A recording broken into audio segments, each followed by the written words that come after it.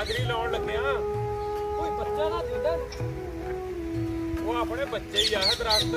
ਅੱਛਾ ਠੀਕ ਆ, ਇਹਨਾਂ ਦੀ ਹਾਜ਼ਰੀ ਲਾ ਰਹੇ ਆ ਤਾਂ ਜੋ ਆਪਾਂ ਨੂੰ ਵੀ ਪਤਾ ਲੱਗਦਾ ਰਹੇ, ਹੋਰ ਸਾਰਿਆਂ ਨੂੰ ਪਤਾ ਲੱਗਦਾ ਰਹੇ। ਹਾਂਜੀ ਹਾਂਜੀ ਕਿਉਂਕਿ ਕੱਟਣ ਵੱਢਣ ਦਾ ਅੱਜ ਕੱਲ੍ਹ ਬਹੁਤ ਚੱਲ ਰਿਹਾ ਸਿਸਟਮ। ਠੀਕ ਆ ਨਾ, ਇਹਨਾਂ ਤੋਂ ਵੀ ਬਚਿਆ ਜਾ ਸਕਦਾ।